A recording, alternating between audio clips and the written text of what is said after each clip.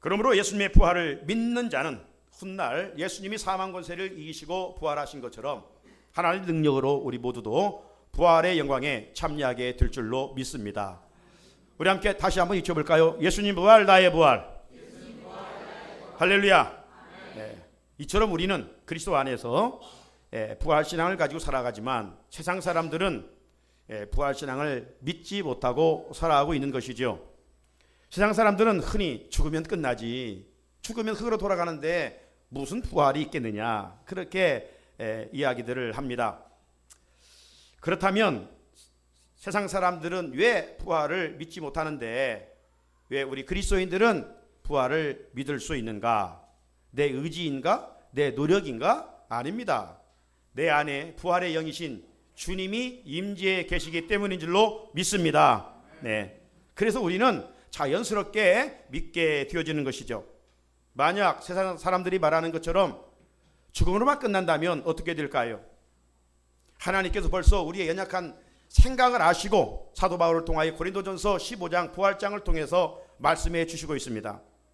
고린도전서 15장 14절을 보게 되면 이렇게 반문을 하고 있어요. 그리스도께서 만일 다시 살아나지 못하셨으면 우리가 전파하는 것도 헛것이고 또 우리의 믿는 것도 다 헛것이 된다 말씀하고 있습니다. 그렇습니다. 우리가 예수를 믿는데 부활이 없다면 우리의 믿음도 우리가 전파하는 것도 그리고 하나님 앞에서 거짓 증언으로 발견될 수밖에 없겠지요. 이 정도 차원이 아닙니다. 만약 부활이 없다면 우리는 세상에서 가장 불쌍한 사람들이라고 말씀하고 있어요. 고린도전서 15장 19절 말씀 속에 보게 되면 만일 그리스도 안에서 우리가 바라는 것이 다만 이 세상의 삶뿐이면 모든 사람 가운데 우리가 더욱 불쌍한 자이르라. 그렇지 않아요? 종교적인 행위로만 우리가 이 땅에 살다가 끝나버린다면 우리만큼 불쌍한 사람이 어디가 있겠어요? 우리가 세상 사람들처럼 누릴 걸 누리고 즐길 걸 즐길 수 있습니까?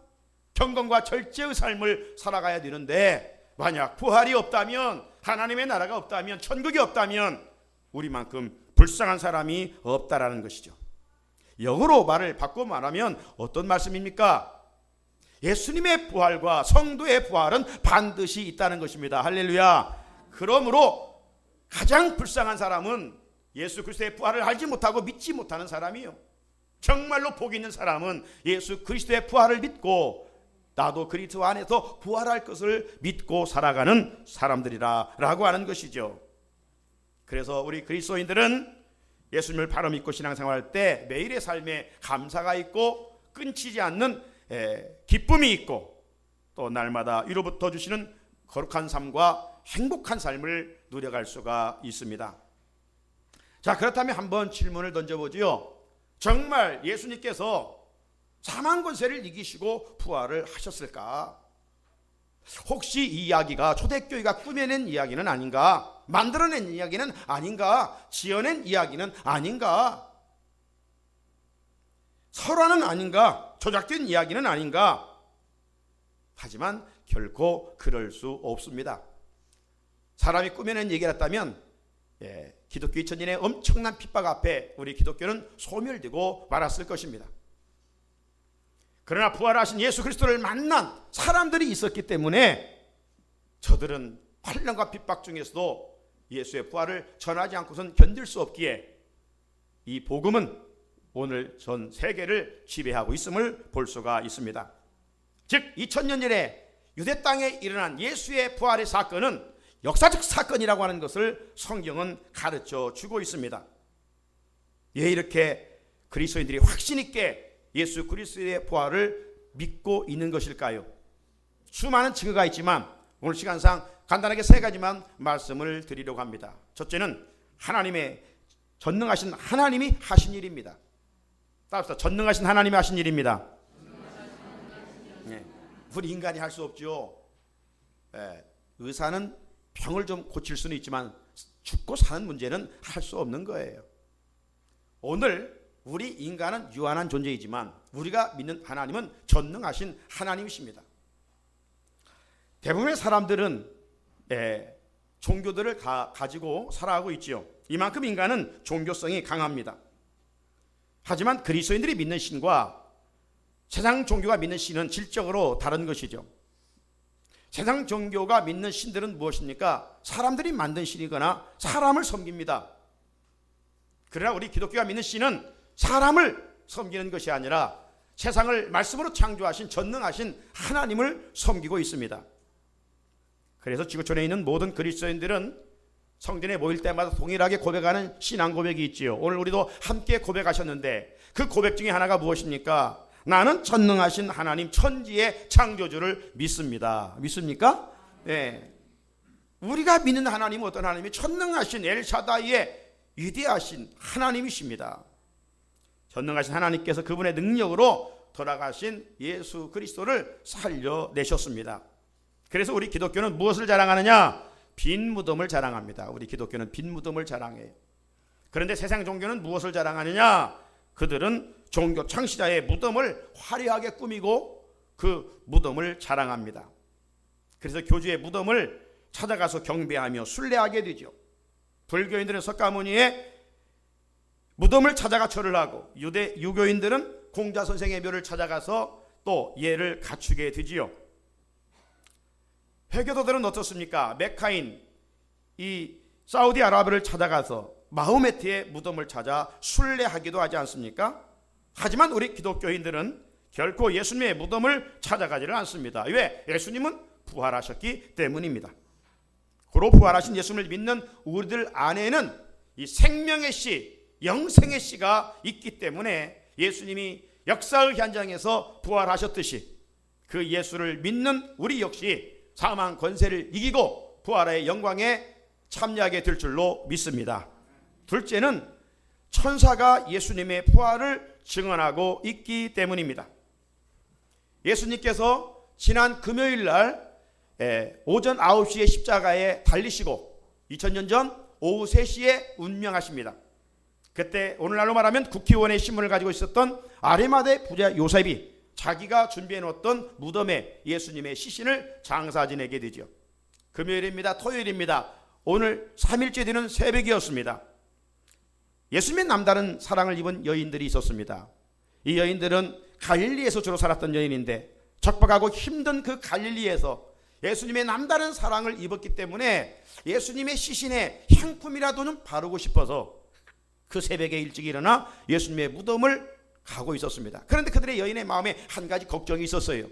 그 걱정은 무엇입니까? 예수님의 무덤 앞에 가로막혀 있는 그 큰 돌을 누가 옮겨줄 것인가?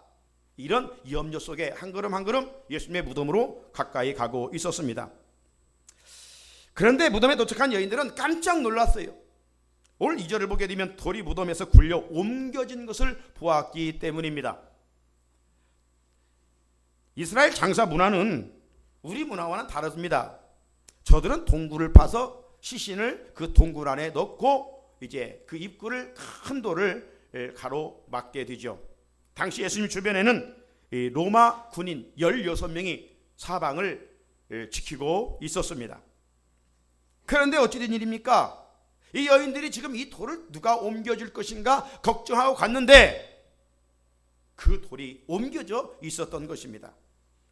여인들은 두려운 마음으로 무덤 안을 들어가 봅니다. 그리고 또 한번 놀라게 됩니다. 거기에 누워 있어야 할 예수님의 시신이 보이지를 않는 것입니다. 여인들은 배나 두려움이 마음에 찾아왔습니다. 그때 찬란한 옷을 입은 두 사람이라고 되어 있는데 이들은 하나님이 보내신 천사들이었습니다. 두 천사가 그 여인들에게 이렇게 말하고 있습니다. 자, 오늘 본문 5절과 6절인데 같이 한번 읽어보실까요? 5절과 6절 시작. 여자들이 두려워 얼굴을 땅에 대니 두 사람이 이르되 어찌하여 살아있는 자를 죽은 자 가운데서 찾느냐? 여기 계시지 않고 살아나셨느니라. 갈릴리에 계실 때 너희에게 어떻게 말씀하셨는지를 기억하라. 아멘. 사랑하는 성도 여러분, 하나님께서 천사를 통하여 여인들에게 예수님의 부활 소식을 전해 주었어요. 그래서 이 여인들이 예수의 부활을 경험하고 밖으로 나와 제자들에게 달려가서 예수님이 부활하셨다라고 전하게 됩니다. 제자들의 계속해서 전해진 복음이 예루살렘부터 시작하여 이제 로마로, 유럽으로, 미국으로 마침내 1885년에 지초의 선교사 언더우드와 아펜셀리에 의해서 우리나라에 전해지게 되고 마침내 저와 여러분이 이 부활하신 예수를 구주로 영접하며 믿음 생활을 하게 됐습니다. 그렇다면 왜 예수님은 부활하셔야 했는가? 왜 예수님이 부활하셔야 했는가? 그것은 중요한 이유가 있는데, 본래 예수님은 하나님이시고 그 예수님은 생명 자체이시기 때문에 영원토록 무덤에 머물러 있을 수가 없었기 때문입니다. 예수님이 잠시 십자가에 죽으신 것은 당신의 죗값이 아니라 저와 여러분의 죗값을 대신 짊어지시고 대속의 죽음을 하셨기 때문이죠. 그래서 그분의 본래 모습은 생명이시기 때문에 영원토록 그 어둠의 죽음의 권세 아래 짓밟힘을 당할 수가 없게 됐던 것입니다. 나아가서 예수님의 부활을 믿는 자들에게 영원한 생명을 주시기 위하여 예수님은 사망 권세를 이기시고 3일 만에 하나님의 능력으로 부활하셨습니다. 그래서 주님의 부활에 대해 천사는 오늘 본문에서 이렇게 증언하고 있는 거예요. 어찌하여 살아있는 자를 죽은 자 가운데서 찾느냐? 여기 계시지 않고 살아나셨느니라. 할렐루야. 예, 그렇습니다. 천사의 증언대로 예수 그리스도께서는 죽음에서, 사망에서, 음부의 자리에서 살아나셨습니다. 따라서 예수 그리스도의 부활을 믿는 자는 죽어도 다시 사는 은혜를 입게 되는 줄로 믿습니다. 끝으로 예수님께서 친히 부활을 증언하셨기 때문입니다. 예수님께서 공생의 3년 동안 주로 사역의 무대는 갈릴리였지만 종교와 정치의 중심지인 예루살렘을 절기를 맞을 때마다 올라가곤 하셨습니다. 특별히 예수님께서 이제 마지막 예루살렘에 올라가시는 것은 십자가를 지시기 위함이었습니다. 그때 예수님께서 우리가 아는 것처럼 십자가를 지시기 전에 예루살렘에 올라가기 전에 제자들을 데리고 가이사랴 빌립보에 가게 되죠. 거기서 제자 수료식을 하게 됩니다. 그때 주님이 두 가지 질문을 하죠. 세상 사람들이 나를 누구라 하더냐? 세상 사람들이 나를 누구라 하더냐? 주님의 첫 번째 질문에 무게를 두지 아니하시고 두 번째 질문을 하시죠. 그러면 너희들은 나를 누구라 하느냐? 3년 동안 나를 따라다녔는데 너희들은 나를 누구라 하느냐? 그때 베드로가 주는 그리스도시요 살아계신 하나님의 아들이십니다. 아주 멋진 위대한 신앙 고백을 하게 되죠. 그때 예수님께서 바요나 시몬아 네가 참 복이 있다. 너 대단하구나. 그러면서 예수님께서 천국 열쇠를 베드로의 사도에게 주고 있는 것이죠. 네가 하늘에서도 불면 땅에서도 불면 하늘에서 불 것이다. 이런 축복의 말씀을 하셨어요. 그 신앙 고백을 예수님이 들으신 후에 제자들에게 하신 말씀이 있습니다. 그 말씀이 뭐냐면 바로 내가 종교 지도자들에 의해서 예루살렘에 올라가면 고난을 받고 죽임을 당하고 3일 만에 살아날 것이다. 자, 대표적인 한 말씀을 보게 되면 마태복음 16장 21절의 말씀입니다. 이때로부터라고 하는 것은 바로 제자들로부터 신앙 고백을 들은 후를 말하는 것이죠. 예수 그리스도께서 자기가 예루살렘에 올라가 장로들과 대제사장들과 서기관들에게 많은 고난을 받고 죽임을 당하고 제3일에 살아나야 할 것을 제자들에게 비로소 나타내시니, 제자들이 신앙 고백을 들으신 예수님 인간적인 마음으로 마음이 좀 놓였던 것 같아요. 그래서 속마음을 제자들에게 드디어 꺼내놓으시는데, 왜냐하면 이제까지 제자들은 뭘 원하여 예수님을 찾고 다니냐, 이 땅의 것만 지금 예수님과 더불어 예루살렘에 올라가면 왕의 좌우편에 설 것을 생각하면서 따라다녔던 거예요. 그런데 바른 신앙 고백을 하니까 예수님이 속마음을 제자들에게 꺼내는 것입니다. 그 속마음의 내용이 뭡니까? 내가 이제 예루살렘에 올라가면 너희들이 생각하는 것처럼 세상적인 왕이 되는 게 아니라 종교 지도자들에 의해서 많은 고난을 당할 거야. 그리고 마침내 죽을 거야. 그리고 십자가에 죽은 것을 끝나는 것이 아니라 3일 만에 살아날 거야. 예수님이 이 세 가지를 항상 말씀을 하셨어요. 이때만 한 번 말씀하신 것이 아니라 몇 차례 반복해서 예수님과 함께하는 제자들에게 그리고 많은 무리들에게 이 말씀을 전하곤 하셨습니다. 자, 오늘 천사들이 여인들에게, 무덤에 찾아온 여인들에게 너희에게 어떻게 말씀하셨는지를 기억하라. 이 말씀이 바로 이 말씀이에요. 예수님께서 고난받으시고 죽임당하고 3일 만에 살아난다는 이 선포하셨던 이 말씀을 너희들이 한번 기억해봐라, 이 말씀이거든요. 그런데 평상시 제자들과 또 이 여인들에게 예수님이 그렇게 고난과 죽음과 부활에 대한 이야기를 했지만 저들은 마음에 새기거나 마음으로 믿지를 못하고 있었던 것이죠. 단지 지금 이 여인들이 새벽에 예수님의 무덤을 찾아간 것은 다른 이유가 아니라 예수님의 은혜를 너무나 많이 입었기 때문에 예수님을 사랑한 나머지 예수님의 시신에 좀 향품을 바르기 위해서 예수님을 찾아간 것이지, 부활신앙이 있어서 그들이 예수님을 찾아간 것이 결코 아닙니다. 그 말을 듣고 정신을 차려봅니다, 여인들이. 그리고 가만히 생각해 보니까 오늘이 예수님이 돌아가신 지 3일째가 되던 날이에요. 그래서 두려운 밤 깊은 밤으로 무덤을 나와 달려가서 제자들에게 예수님의 부활 소식을 전하게 됩니다. 그런데 오늘 부활절을 맞아 부활 소식, 이 예수님의 부활 사건을 들으면서도 정말 예수님이 부활하셨을까? 이렇게 우리 가운데 혹이라도 의심을 가진 사람이 있는 것처럼 예수님께서 3년 동안 그들을 훈련시키고 계속해서 예수님의 부활을 가르쳤건만 역시나 이 제자들이, 다른 사람도 아닌 제자들도 역시 믿지를 못했어요. 자, 오늘 11절을 보면 불행하게도 사도들은 뭐라고 말합니까? 그 여자들의 말이 허탄한 듯이 들려 믿지 아니하나. 얼마나 불행한 일입니까? 누구는 믿지 않을지라도 3년 동안 예수님을 따랐던 제자들이야 예수님의 말씀을 믿고 있었어야 하지 않겠습니까? 그런데 믿지 못했어요. 그러자 항상 나서기 좋아하는 베드로가 성질이 급했던지라 예수님 무덤으로 달려갑니다. 가보니까 아니나 다를까 정말 주님의 시신을 쌌던 세마포가 나란히 개어 있었습니다. 그리고 예수님의 시신이 보이지를 않은 것이죠. 예수님께서 공생의 기간 말씀하셨던 대로 그분은 생명이시기 때문에 무덤에 영원히 머무를 수가 없어서 하나님의 능력으로 사망 권세를 이기시고 부활하셨습니다. 우리도 예수님의 이 말씀을 기억해야 됩니다. 내가 너희들을 위하여, 내 죄를 위하여 예수님이 고난을 받으시고, 내 죄를 위하여 예수님이 십자가에 달려 죽으시고 우리에게 영원한 생명을 주시기 위하여 사망 권세를 이기시고 부활하실 것, 이걸 주님이 우리에게 말씀하셨는데 우리 신앙생활 속에서 반드시 이것을 기억하고 부활신앙을 가지고 소망 가운데 살아가야 될 줄로 믿습니다. 결론입니다. 성경을 종합해보면 예수님께서 부활하사 11번 나타나셨습니다. 그리고 예수님께서 부활하사 이 땅에 짠하고 계시다가 사라진 것이 아니라 무려 40일 동안 계시다가 하늘로 올라가셨지요. 부활하신 예수님이 만나주신 사람들을 보게 되면 오늘 새벽에도 함께 고린도전서 15장 말씀을 통해서 살펴보았지만 예수님이 만나주신 사람들을 보면 개인적으로 만나주셨어요. 제일 처음에 누구에게 만나주셨습니까? 막달라 마리아라고 하는 7 귀신 들린 여자, 예수님이 고쳐주셨습니다. 그 여인이 고침받고 예수님을 위하여 전적인 헌신 속에 주님을 사랑했기 때문에 그 사랑의 은혜를 막달라 마리아가 입었지요.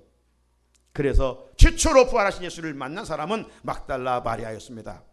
그리고 예수님께서 베드로에게도 나타나셨고 또 개인적으로 오늘 고린도전서 15장에 보게 되면 야고보에게도 나타나 주시오. 도마에게도 7 제자들 있을 때 또 만나 주시는데 아무튼 이렇게 저렇게 개인적으로 만나 주셨습니다. 그리고 또 소그룹으로 몇 사람이 있을 때 예수님께서 또 몇 차례 만나 주셨죠.